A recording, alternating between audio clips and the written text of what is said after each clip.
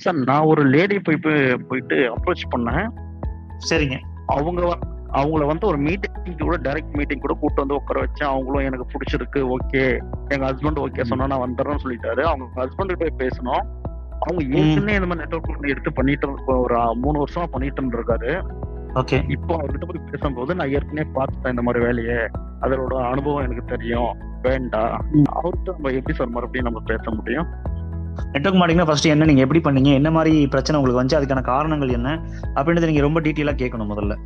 சரியா சார்? கேட்டுட்டு ப்ராப்பரா இந்த பிசினஸ் எப்படி பண்றது, அன்னோன் ப்ராஸ்பெக்டிங்னா என்ன, ஸோ ஃபாலோ அப்னா என்ன, சேல்ஸ் எப்படி க்ளோஸ் பண்றது, யார்ட்டையும் போய் தொங்காம எப்படி பண்றது, ஃபர்ஸ்ட் ஆஃப் ஆல் அந்த நாலேஜ் நீங்க அவர் கொடுக்கணும். ஒரு 2 நாள் நீங்க 2 டைம் 3 டைம் 4 டைம் 5 டைம் நீங்க கண்டினியூஸா நாலேஜ் கொடுத்துட்டே இருக்கணும், கனெக்ட் ஆகணும், அந்த ஃப்ரெண்ட்ஷிப்பை கிரியேட் பண்ணணும். ஸோ அதுக்கப்புறம் ஆட்டோமேட்டிக்கா பிசினஸ் அவரே பண்றேன்னு சொல்ல வைக்கக்கூடிய அளவுக்கு நம்ம நிறைய வேலை பண்ண முடியாதுல.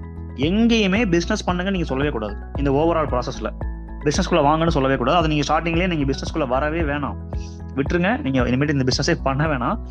ஆனா இதுல நீங்க அடிபட்டு நீங்க கஷ்டப்படுற மாதிரி யாரும் கஷ்டப்படக்கூடாதுன்ற ஒரு விஷயத்த நான் நினைக்கிறேன் சார். அதுக்காக நான் இதுல நிறைய ரிசர்ச் பண்ணி வச்சிருக்கேன். அந்த ஆராய்ச்சியில நான் உங்களுக்கு கத்துக் கொடுக்க ரெடியா இருக்கேன். கத்துக்கிறது தப்பு இருக்கா? அந்த மாதிரி கொண்டு வந்து இப்படி அப்படி நாலேஜ் கொடுத்து அந்த வேல்யூ கொடுத்து புரிய வைக்கணும் சார். ஆக்சுவலி ஒரு சில இடங்கள் நம்ம சொல்றது புரியாது, வேல்யூ கொடுத்தா புரியும். Thank you sir. ஓகே.